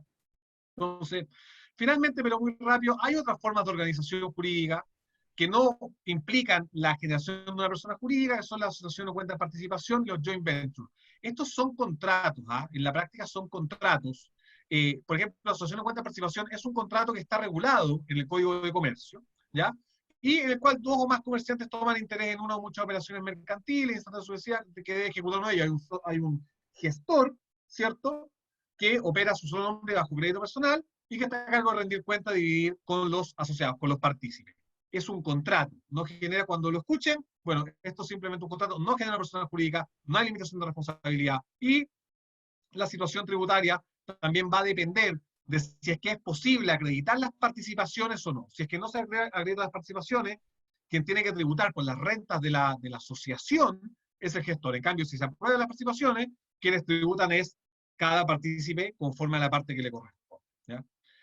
Y el joint venture es algo similar. En la práctica, en Chile no existe el joint venture, no es que esté regulado. Eso de algún modo es algo similar a la asociación de cuenta de participación, pero no los quiero enredar más que eso. Estos son dos formas, por si la llegan a escuchar, que también pueden servir para realizar ciertos negocios. Está aquí, digamos, en la presentación, lo van a poder ver en detalle si quieren, si lo quieren ver un poquito más detalle, pero lo importante, yo creo, de esta webinar es principalmente el tema de las sociedades, ¿cierto?, cómo nos conformamos de esa manera. Estas son otras formas de organización que responden, digamos, a otro tipo de objetivos en general, donde realmente yo no quiero formar una sociedad, sino que simplemente cada quien pone un poco el tipo, ¿cómo se llama? El negocio, digamos, que, o lo mejor de su negocio, por así decirlo. Entonces, acá estamos pensando más bien en las otras formas jurídicas de organización. Como les comentaba, todos sabemos, ¿cierto?, existe el sistema de empresa en un día hoy día, que fue regulado por la ley 20.659, y que todas las sociedades que comentamos antes están, digamos, se pueden constituir. Ojo, las cerradas, obviamente, las sociedades anónimas cerradas, no las abiertas, porque eso ya estamos hablando de otros niveles, ¿cierto? Pero todas estas, la IRL, la SRL, la asociación cerrada, la SPA, se puede constituir por empresa en un día. Esto, uno se mete al registro de empresas y sociedades.cl, ¿cierto? Y ahí la puede constituir. Y todos los actos de transformación, de modificación, de disolución, todas las cosas se pueden hacer ahí. Esto puede servir de repente cuando uno está un poco apurado, ¿eh? O sea, de repente dicen, oye, tengo que cerrar un negocio ahora inmediatamente, chuta, ya. Empresa en un día y después no hay problema, porque si podemos migrarla al sistema antiguo, eso se puede migrar de un sistema a otro, ¿ya? Eso también se puede hacer. Funciona en paralelo al régimen general, ¿cierto? Lo bueno es más rápido, no tiene costo. La creación de la empresa en un día no tiene costo, ¿ya? Y la suscripción del formulario mediante el cual se constituye o mediante el cual se hacen las modificaciones se tiene que hacer mediante firma electrónica avanzada, ya sea personal, o sea, si es que alguno adquirió una firma electrónica avanzada personal, o, aquí si es la lata, a veces si no la tengo, tener que ir a notaría para realizar la acción vía firma electrónica avanzada, pero del notario. Entonces el notario, por así decirlo, lo hace en nuestro nombre. Yo el otro día, paréntesis, me metí de hecho en la página del registro personal en un día, y se está permitiendo, a propósito del tema del COVID, de adquirir firma electrónica avanzada por internet, por si acaso. Entonces, este trámite del notario, si es que alguno está muy apurado, no sería necesario. No me ha tocado hacerlo, porque nosotros en general no hacemos empresas en un día, pero los comento porque lo revisé y efectivamente la página está dando esa posibilidad, ¿ya? Lo otro también bueno es que se otorga RUT de forma inmediata, o sea, yo constituyo la sociedad y en forma inmediata estoy inscrito, ¿cierto?, en el RUT. Y puedo incluso inscribirme en forma inmediata, hacer inicio de actividad en forma inmediata. Son dos cosas distintas, ¿eh? Dos obligaciones tributarias distintas. Obtener RUT es enrolarme en el rol único tributario, tener mi número, y hacer inicio de actividades es informarle al Servicio de Impuestos Internos que yo voy a desarrollar negocios que pueden implicar el pago de impuestos. Son dos cosas distintas, ¿ya? Entonces, ojo, si usted va a hacer una empresa en un día, tenga presente que va a obtener el RUT de forma inmediata, pero tiene que optar por hacer inicio de actividad en forma inmediata, y si no lo hace, va a tener que hacerlo después, dentro de los plazos que vamos a comentar un poquito más, ¿ya? ¿Por qué a nosotros no nos gustan tanto? Un poco por lo que les comentaba antes. Por ejemplo, la sociedad por acciones. Hay gente que llega y hace sociedades por acciones y a veces no pone todos los elementos que quiere y en definitiva se aplica sobre todo la sociedad anónima y eso genera un problema. Nos ha tocado ver también en ciertas ocasiones que los bancos pueden poner a veces problemas para, ¿cómo se llama?, para abrir cuentas y cosas así. Por eso, en general, a nosotros no nos gusta, pero obviamente se puede hacer y están funcionando. Pero a veces cuando los negocios son más importantes o pueden ser más grandes, pueden generar una serie de problemas que al final nos van a obligar a migrar de todas maneras al sistema nuevo. Principalmente puede ser recomendable, al menos creo yo, cuando uno está apurado en hacer algo, porque una constitución de una sociedad, uno puede hacerla rápidamente en una semana, pero hay factores externos que no dependen de uno. O sea, de repente el registro de comercio se demora un poco más en inscribir, ¿cierto? La publicación en el diario oficial va a salir en 3 días más. Entonces, bueno, eso puede tomar un poquito más de tiempo y eso podría afectarme el negocio. Si, por ejemplo, tengo un arriendo que quiero cerrar de forma inmediata, chuta, mejor hago la empresa en un día, ¿ya? Entonces, y después migro, porque puedo hacer. Jaime. Sí. Sí, es que efectivamente, claro, el legislador ahí cumplió el objetivo porque esta ley es del año 2010 y nace cuando en el fondo Chile se compara en el ranking Doing Business del Banco Mundial, perdón, y se da cuenta que está en los últimos lugares del ranking en emprendimiento. Entonces, ¿qué hacemos?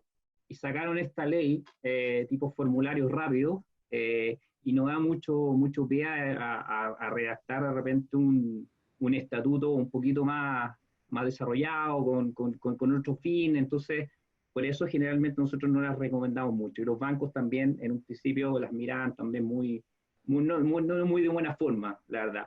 Para efectos de lo que persigue la ley, de fomentar el emprendimiento y cuando se analizaban los estudios, se daban cuenta de que el promedio de trámites que se hacían para constituir una sociedad en Chile eran de 10 veces, y en los países de la OCDE era de un 7,5, había algo que había que nivelar. Entonces había que sacar una ley rápida, en el fondo, para crear este sistema, a cargo del Ministerio de Economía, de Fomento y Turismo, y ese es el fin que cumple, y yo creo que lo ha cumplido bien, pero si uno persigue y va un poco más allá, quizás no sería muy recomendable.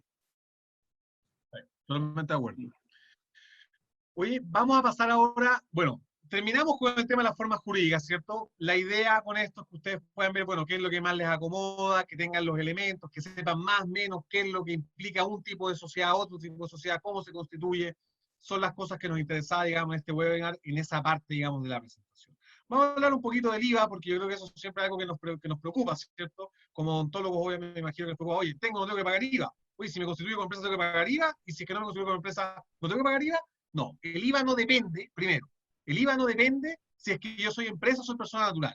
El IVA depende de si se da el hecho grabado, ¿ya? Y el hecho grabado, hay dos hechos grabados en la práctica, que son las ventas y los servicios. Lo que a nosotros nos interesa en este momento son servicios, ¿cierto? ¿Y cuál es el hecho grabado básico del servicio? La ley dice que el hecho grabado básico del servicio es la acción o prestación que una persona realiza para otra y por la cual percibe un interés, prima, comisión o cualquier otra forma de remuneración, siempre que provenga del ejercicio de las actividades comprendidas en los números 3 y 4 del artículo 20 de la ley de la renta.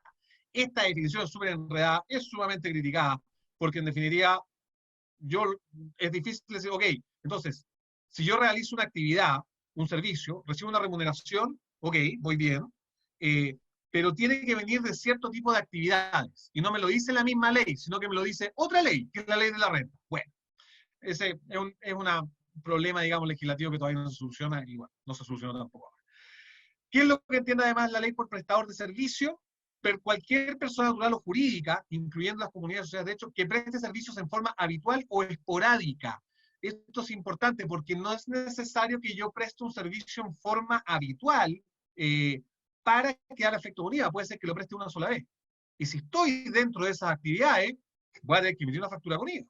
Y voy a tener que recargarlo e ingresarlo en arcas fiscales. Entonces, no es necesario que sea habitual. Y en el 20 número 4, entre otras actividades, nos fuimos a lo concreto que es lo de los odontólogos, están las actividades de las clínicas, hospitales, laboratorios y otros establecimientos particulares. Entonces, bueno, ¿qué pasa con los odontólogos? Esa es la gran pregunta, ¿cierto? ¿Vamos a estar grabados o no vamos a estar grabados con IVA? Y el Servicio de Impuestos Internos ya se pronunció sobre esto en el oficio 63 del año 2011, ¿ya? ¿Cuál era el supuesto? Los oficios, por si acaso, son consultas que hacen los contribuyentes, donde ponen ciertos casos, ciertos supuestos, y le preguntan al Servicio de Impuestos Internos, oiga, dígame, ¿estoy o no estoy grabado? Y cuáles son los efectos, digamos, de esta situación. En concreto, en este oficio lo que ocurrió, se trataba de un odontólogo, una clínica odontológica, que tenía tratamientos médicos de carácter ambulatorio, que tenía además servicios complementarios de prótesis y partes de piezas dentarias, y que realizaba los servicios en boxes sin la posibilidad de alojamiento estadia. Ese era el supuesto. ¿Qué es lo que dijo el Servicio de Impuestos Internos? Mire, claro, ¿y por qué era la duda? Porque decía, oiga, pero es que dentro del número 4 de la renta están las clínicas y otros establecimientos análogos particulares, chuta. Entonces parece que puedo quedar afecto un IVA.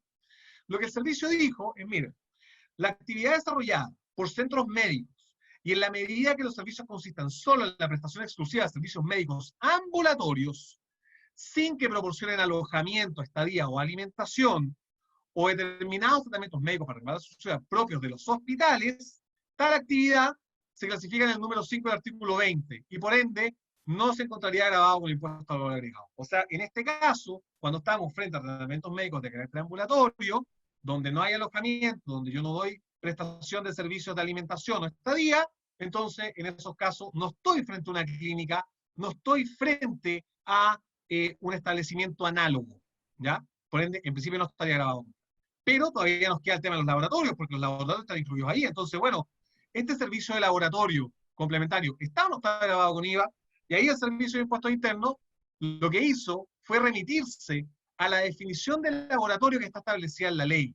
Y dice, si usted está dentro de esa definición de laboratorio, entonces va a quedar grabado con IVA. No respondió directamente en el caso concreto, pero probablemente ustedes que son, digamos, médicos, odontólogos, van a saber mejor que yo si es que caen o no. Porque acá dice, laboratorio clínico es aquel servicio, unidad o establecimiento que tiene por objeto la ejecución de todos o algunos de los siguientes exámenes: hematológicos, bioquímicas, hormonales, genéticos, inmunológicos, microbiológicos, parasitológicos, virológicos, citológicos y toxicológicos con fines de prevención, diagnóstico o control del tratamiento de enfermedades. Por tanto, para establecer si los servicios de laboratorio que presta el contribuyente se clasifican en el 24, ha de tenerse presente la definición precedentemente señalada, ¿ya? Entonces, cuando tengamos servicios de laboratorio en nuestras clínicas odontológicas, veamos si estamos o no dentro de la definición para poder determinar si es que eventualmente caemos o no. Aquí está, por si acaso, si quieren leer el oficio, son 2 páginas, pueden ir directamente después a la página del Servicio de Impuestos Internos, lo copian, lo pegan y van a poder ir al oficio para leerlo en detalladamente. Y finalmente, para ir terminando, porque creo que ya me alargué bastante, ¿cierto? Algunas obligaciones formales que son importantes tener presente. Lo primero, les decía, el inicio de actividades. ¿Cuándo tengo que hacer inicio de actividades? Cuando eventualmente voy a generar pago de impuestos. ¿Y cuánto es el plazo que tengo para hacer inicio de actividades?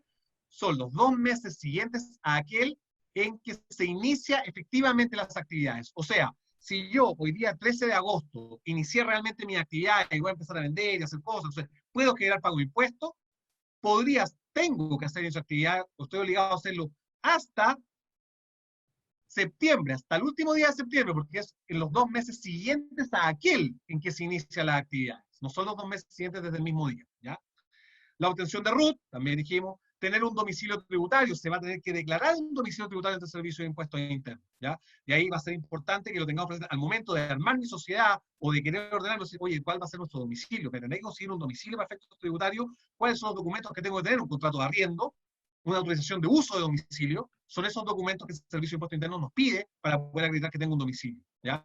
Lo otro, si me constituyo como una empresa, ¿cierto? Voy a tener que hacer declaraciones mensuales, lo comentaba Raúl en el primer webinar, los formularios 29, ¿cierto? Voy a tener que hacer pagos provisionales mensuales del impuesto de primera categoría, ¿cierto? Y si tengo empleado, voy a tener que hacer la retención de impuestos en único segunda categoría, entonces eso también se declara en el formulario 29. Y si lo declaro por internet, tengo, Raúl, tú me corriges, estoy yo, pero hasta el día 20, ¿cierto?, del mes siguiente, cuando lo hago por internet, ¿ya? Y lo otro también importante, el pago de la patente municipal. La patente municipal se paga por el ejercicio de toda profesión, oficio, industria, comercio, arte o cualquier otra actividad lucrativa secundaria o terciaria, sea cual fuera su naturaleza o denominación. La tasa de la patente municipal va de 0.25% a 0.5% del capital propio. ¿Por qué depende en la municipalidad puede definir? Es una tasa anual, ¿ya? y no puede ser ni inferior a una UTM, 50.000 y tantos pesos, ¿cierto? Ni superior a 8.000 UTM, 402 millones de pesos.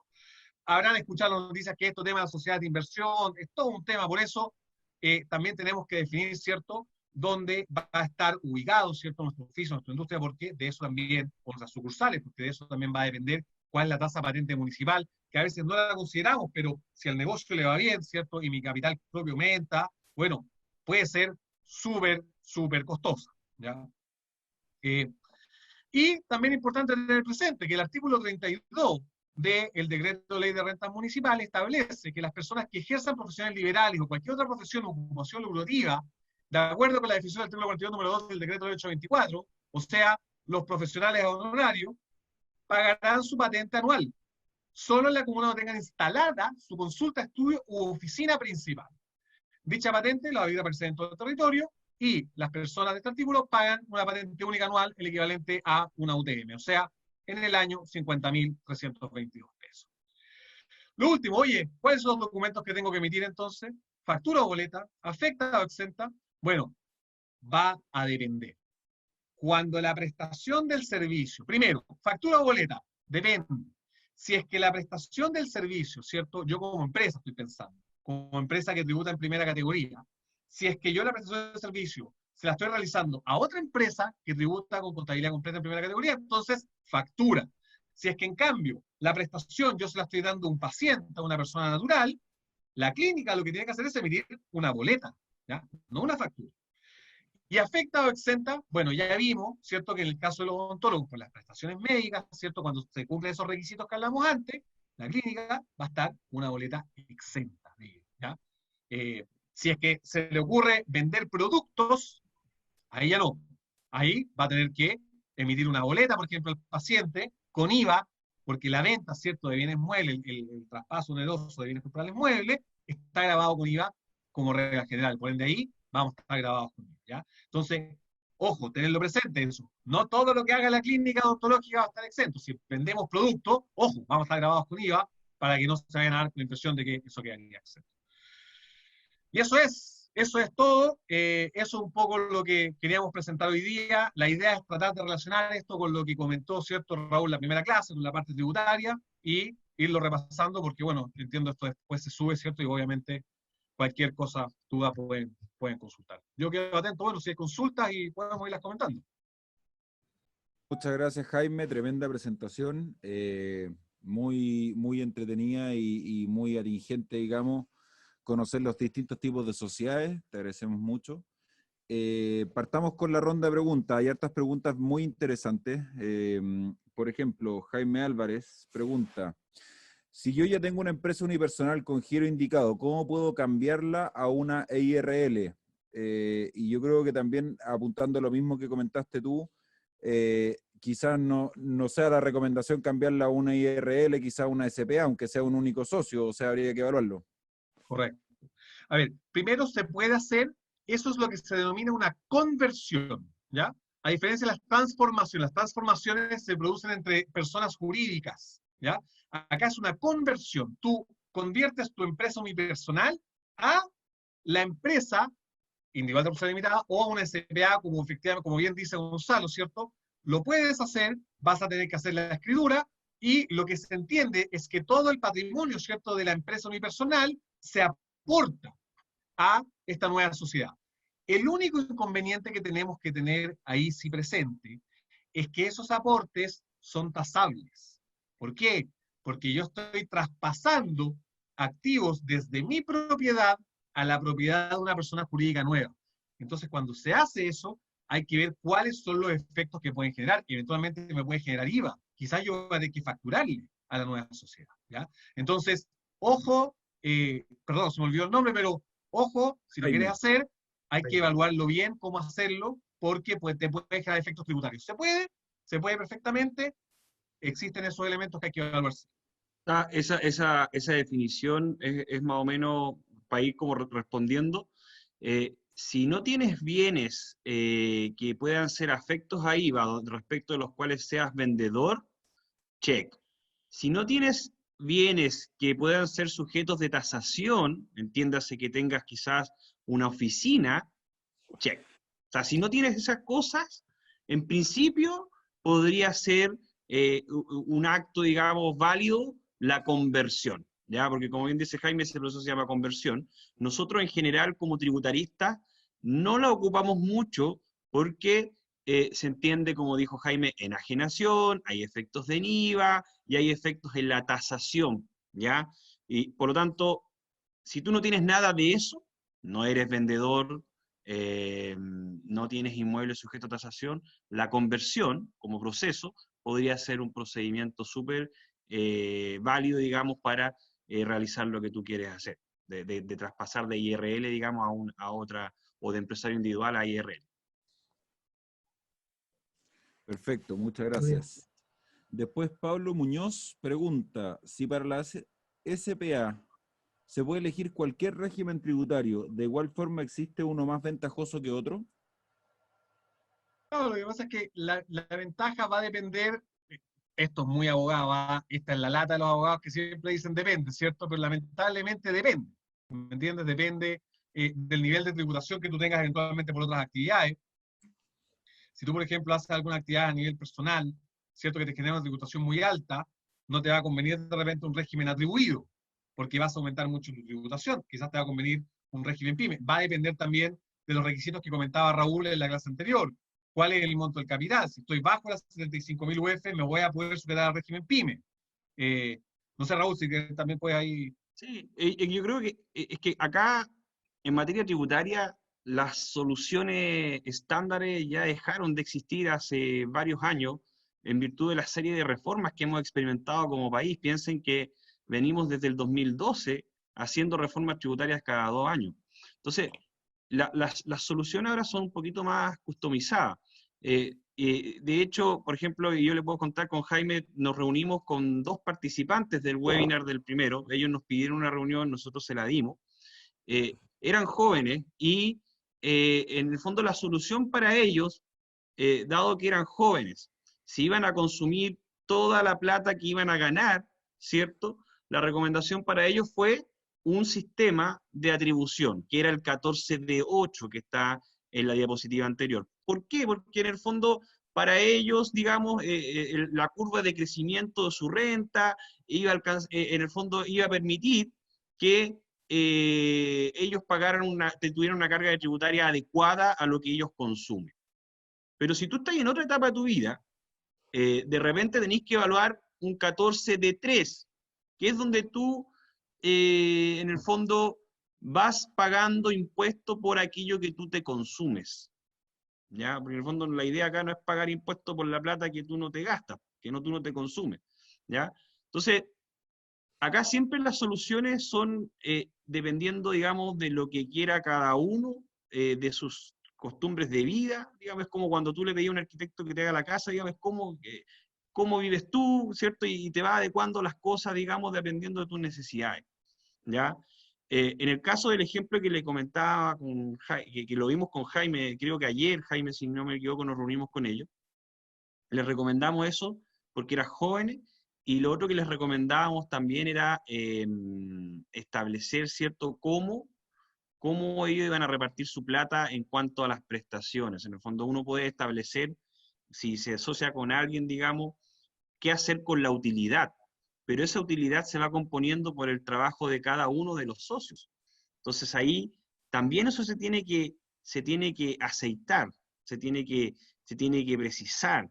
Y con lo que quiero decir con todo esto, disculpen que me alargue, es que las soluciones, muchachos, siempre son a medida.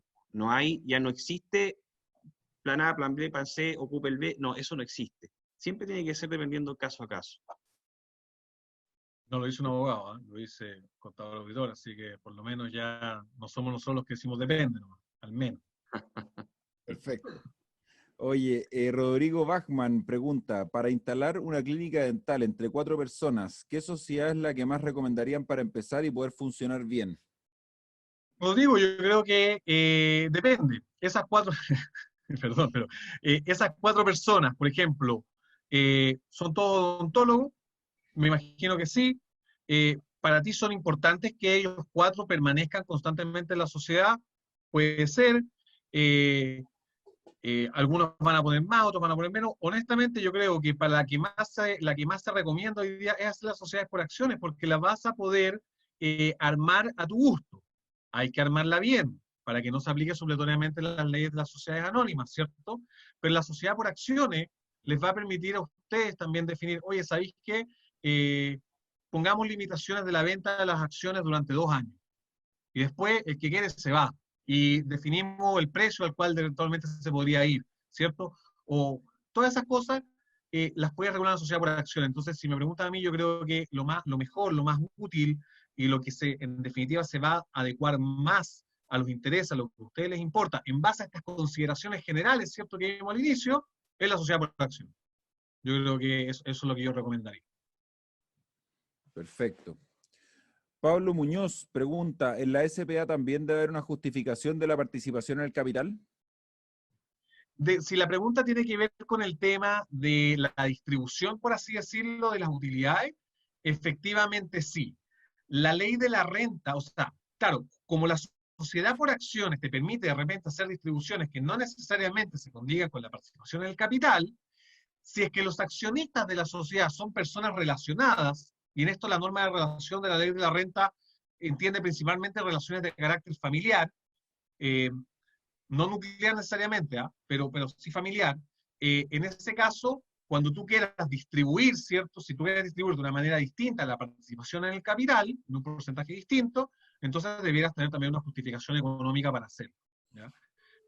Porque de lo contrario, el Servicio de Impuestos Internos te va a citar y te va a decir, explíqueme, ¿por qué usted distribuyó a su hija, ¿cierto?, que tiene 19 años, 100 millones de pesos, usted se llevó 5?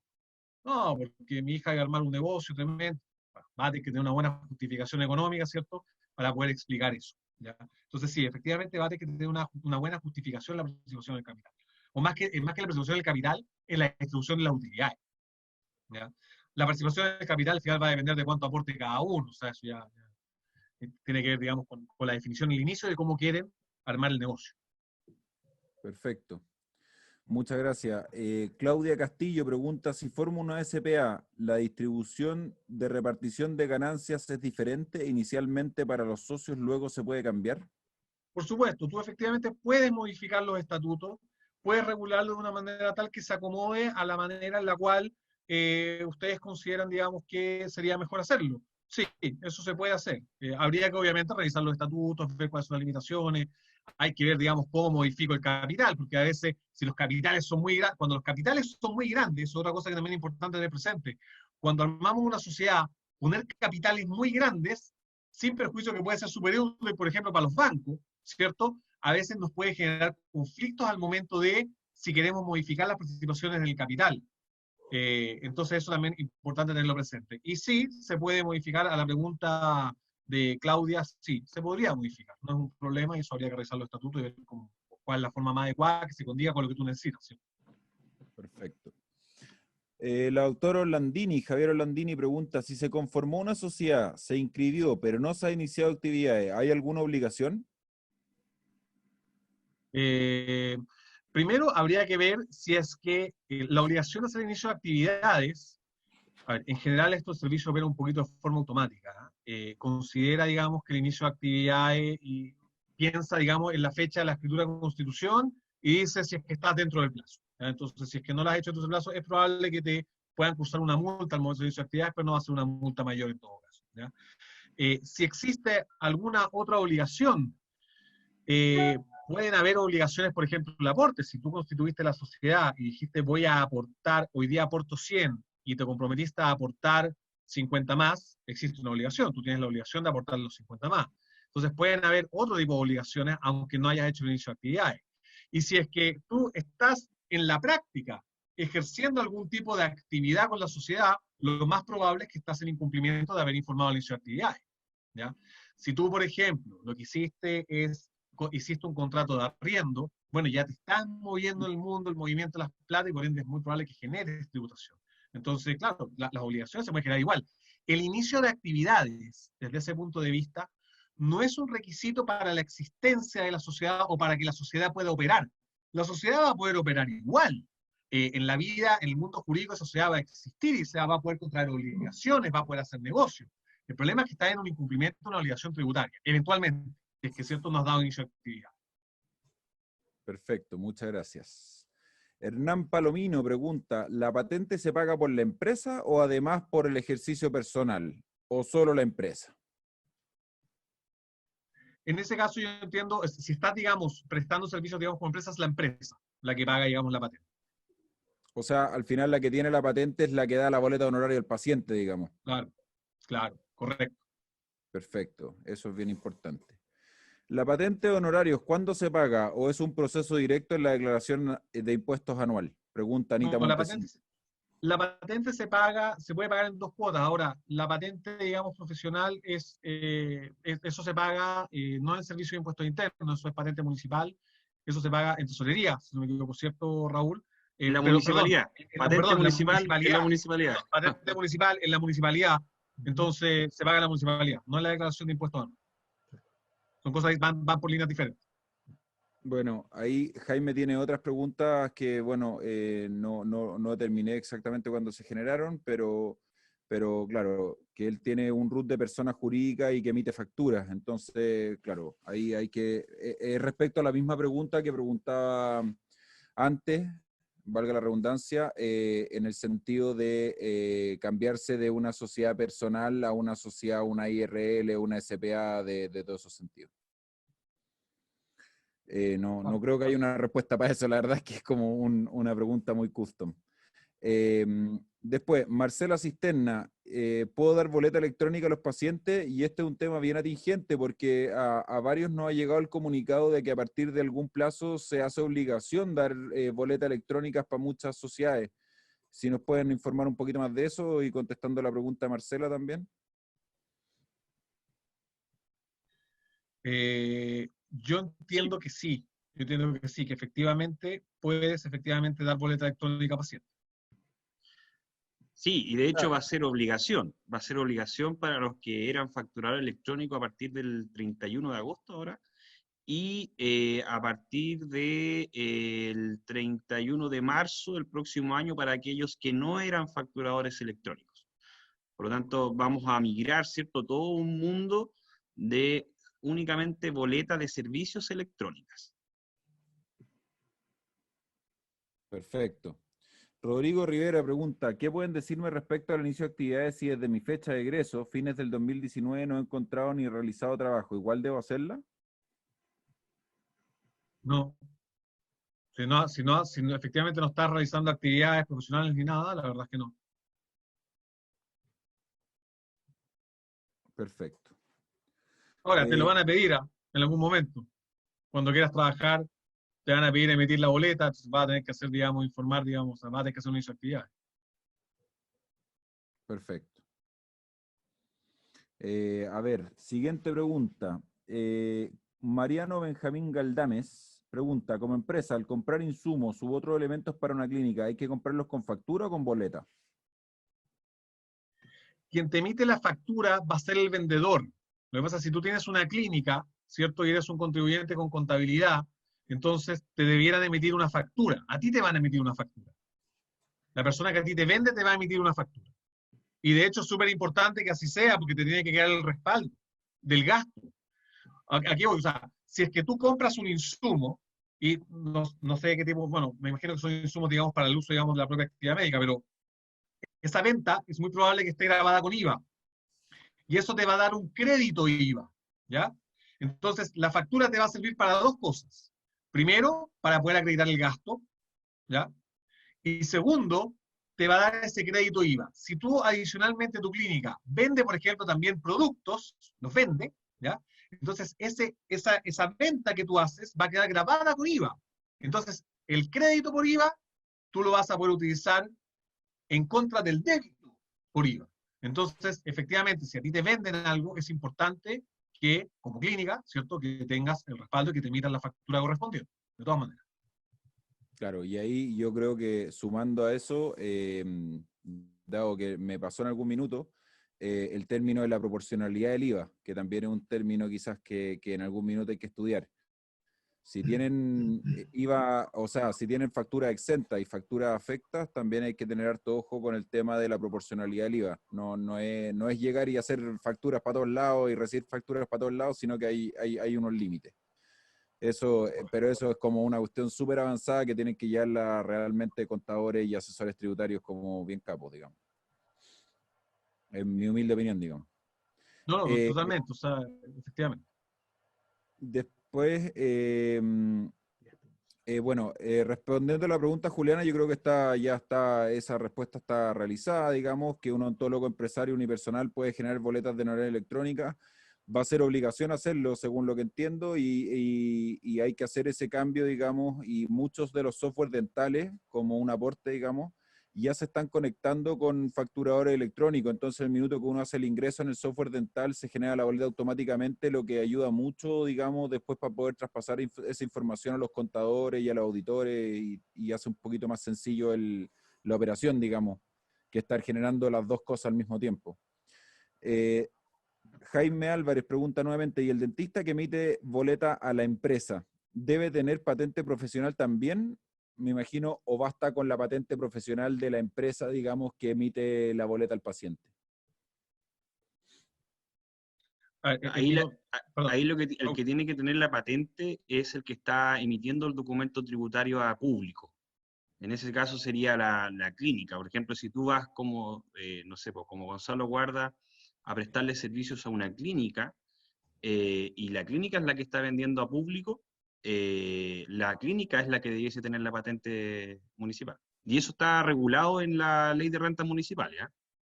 Perfecto. Es que es una pregunta súper atingente porque Sí. muchas veces, si yo trabajo, por ejemplo, en varias pegas, pero todos esos tienen sus patentes municipales funcionando, yo personalmente como dentista no tendría que pagarla, o sea, un costo que no tiene ningún sentido, digamos.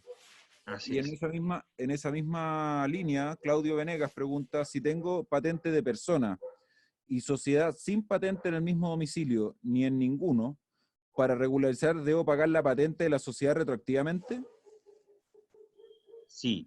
A ver, efectivamente, incluso más bien lo que puede pasar es que el tema de la patente, las municipalidades lo cobran de dos maneras, por así decirlo. O sea, primero hay una sanción, que es la multa por no tener patente, ¿ya? Esa multa es como 180.000 pesos y eso, digamos, se realiza vía, uno se puede oponer ante el juzgado de policía local, ¿ya? Que es una multa directa. Pero lo segundo es que cuando tú no has sacado patente y, por ejemplo, tu sociedad ha presentado declaraciones de impuestos, ¿qué es lo que ocurre? Que el Servicio de Impuestos Internos le informa a la municipalidad el capital propio tributario de forma anual. Entonces, ¿qué es lo que hace? La municipalidad automáticamente tiene la información y va a haber visto que en los últimos 10 años, ¿cierto? Tú no pagaste patente y va a intentar cobrarte. Entonces va a iniciar un juicio ejecutivo, porque aparte el certificado que emite la municipalidad es un título ejecutivo que se puede cobrar por medio de un procedimiento ejecutivo que es más rápido, más acelerado, ¿cierto? Entonces, ¿qué es lo que puedes hacer tú? Tú te puedes oponer a que te cobren 10 años y decir, no. Usted me puede cobrar máximo 3 años, que es el plazo de prescripción. Ahora, la municipalidad, lo más probable es que si tú le dices, no, pues, cóbreme 3 años nomás, la municipalidad va a decir, mire, lo que pasa es que la prescripción tiene que ser declarada por un juez. Yo no puedo declarar la prescripción, maestro. Entonces, por eso, no te va a quedar otra alternativa 1. Si es que no te están cobrando todavía, vía el certificado, tú lo que podrías hacer es solicitar el certificado, te van a emitir el certificado por los 10 años, ojo, y hacer una demanda de prescripción. Tú demandas a la municipalidad solicitando que declare la prescripción de todas las cuotas, ¿cierto?, que ya están fuera del plazo de prescripción. Eso yo lo he hecho. Se hace y se puede hacer, ¿ya? Así que si quieres regularizar directamente. Alternativa 2, tú esperas a que te demanden. Hay mucha gente que lo hace, a veces recomendable, a veces no, eso depende de las circunstancias, ¿cierto? Pero hay gente que simplemente espera que la demanden. Porque cada año que pasa es un año prescrito. ¿Ya? Entonces, por eso también ahí hay que evaluar en la situación, digamos, en qué situación es. Perfecto, quedó clarísimo. Súper. Gonzalo Garcés pregunta, si tengo una SPA, ¿es correcto que en la escritura haya quedado indicado que se haría una junta de accionistas anual? Si no se hace, ¿es castigable? Mira, si es que, a ver, primero, tú puedes, en la SPA, tú puedes poner, digamos, lo que decía, hay harta libertad, ¿cierto? Eh, si es correcto que haya indicado que sería una junta accionista anual, totalmente. Se estableció dentro del estatuto, puede ser un estatuto súper similar a una sociedad anónima, donde se dice de que todos los años se tendrá que realizar una junta ordinaria durante el primer cuatrimestre del año, ¿cierto? Si es que no se hace en una CPA, como no tienes fiscalización externa, no tienes un ente externo que te vaya a castigar, ¿ya? No vas a correr ese riesgo, pero puede generar inconvenientes entre los accionistas, ¿ya? Adicionalmente, si tú quieres, por ejemplo, acreditar la aprobación de los dividendos, por ejemplo, puede ser que en esa misma junta ordinaria se tenga que establecer cuáles son los dividendos, digamos, que se van a distribuir. Entonces, bueno, ¿cómo vas a acreditar eso después el día de mañana en tu tercero? Vas a tener un problema. Más que sea castigable, te puede generar problemas operativos, ¿ya? Las juntas ordinarias, si por ejemplo tú dijiste tengo que hacer juntas ordinarias y no dijiste las materias sobre las cuales esa junta ordinaria se tiene que pronunciar, entonces se van a aplicar las materias que dice la ley de sociedades anónimas. Y por ende, por ejemplo, esas juntas ordinarias van a tener que aprobar los balances, ¿cierto? Que es una de las cosas que hacen las juntas ordinarias, las que están obligadas a hacer según la ley 18.046.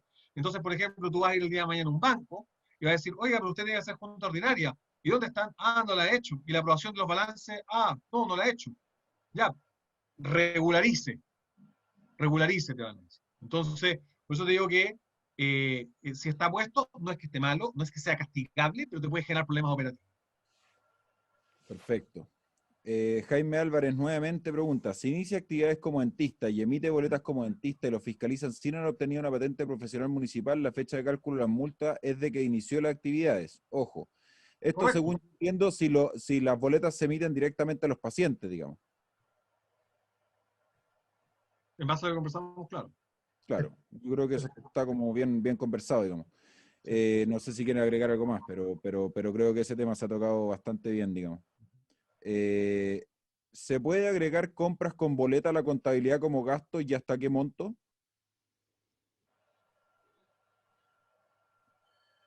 A ver, yo en eso soy de la opinión, si el documento tributario no es el que corresponde, eventualmente te podrían cuestionar, ¿ya? Porque el documento justificativo tributario quizás no es el que corresponde. No sé, Raúl, ¿qué opinas tú en eso? Yo, la verdad... Yo estoy de acuerdo contigo, Jaime. Estoy de acuerdo yo creo contigo, que... porque boletas yo las puedo andar recogiendo en la calle, digamos, y podría acreditar el gasto, digamos, con las boletas. Lo que ha permitido en algunos casos es la boleta nominativa, que es cuando viene individualizado, digamos, el que está comprando. Claro, no la boleta de kiosco, digamos. Claro. Claro. Perfecto. Bueno, acá Reinaldo yo creo que respecto a lo mismo, dice, para algunos megaprestadores piden factura, asumo que por sociedad, y uno tiene que pagar patente. Claro, esa sociedad tiene que tener una patente comercial de producción, digamos. Claro. ¿No? Sí, tiene Perfecto. que tener patente la sociedad. Ya, y acá otra pregunta, lo mismo que dice, y si arrendas un box y emites boleta, me imagino que a los pacientes, ahí también tiene que tener una patente comercial también clara de la persona que emite la boleta a los pacientes. Correcto, correcto. Así es. Correcto, Perfecto. porque en definitiva el arriendo, el box, para ti es tu oficina, es tu consulta. Entonces cae específicamente en el hecho, grabado de patente municipal. Entonces, efectivamente, tendrías que tener la patente. Bueno, acá una pregunta tragicómica. Buena esa pregunta. Historia de un amigo. ¿Qué le conviene si se va a casar y sabe que se va a divorciar seguro? Y trabaja con su señora. No, que no se case, pues. Eso del amigo siempre es como mirarse un poco al espejo, puede ser, ¿no? No vamos a entrar en Honduras de todas maneras. No, o sea, yo, bueno, ahí los dejo a los expertos, pero por favor que tenga todo lo más separado posible, porque eso va a ser una guerra seguro y no sé cómo va a terminar. Sí, probablemente ahí la recomendación es separación total, en lo posible. Un pacto accionista. Claro. O sea, recomendación a su amigo Claudio, que se asesore súper bien, que aproveche de contratar los servicios de SSL Tax y que lo asesoren muy bien para que le salga lo menos caro posible. Tal cual, tal cual. Bueno, con eso creo que hemos concluido las preguntas. Agradezco a los expositores por su disposición y su conocimiento en el tema y dejo a Matías para el cierre. Bueno, no podría, y creo que interpreto a Claudio, interpreto también a Gonzalo, estar más contento con la generosidad de conocimiento, con la atmósfera que se produce, con toda nuestra audiencia, que son los que hacen posible esto. Podemos tener al mejor charlista, podemos tener la mejor voluntad de gestionar para ustedes, para nosotros también, pero si no hay concurrencia, esto cae por su peso propio. Así es que les agradecemos, los dejamos invitados para el lunes, mismo sistema de inscripción, www.dapcoldent.cl, sus datitos, y les va a llegar un mail nuevamente a su correo con la confirmación y con el link para el Zoom, repito, del día lunes 13. Van a estar acompañándonos Carlos y Constanza y van a hablar de temas que son, bueno, como los del seminario del lunes de Raúl, los de hoy día de Jaime, van a estar hablando de temas que son sumamente contingentes. Vamos a hablar de contratos de trabajo, que eso nos atañe a todos. Vamos a hablar de cotizaciones, que también es sumamente importante en el día a día.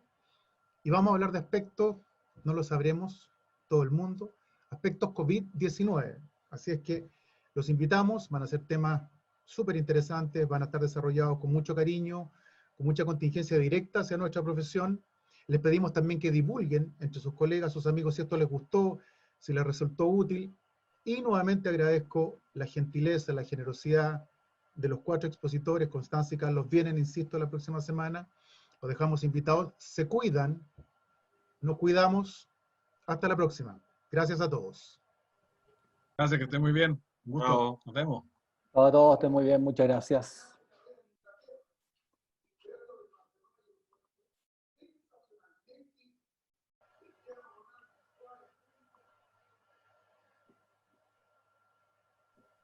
Chao, chao, muchas gracias. Se pasaron, que estén muy bien. Nos vemos.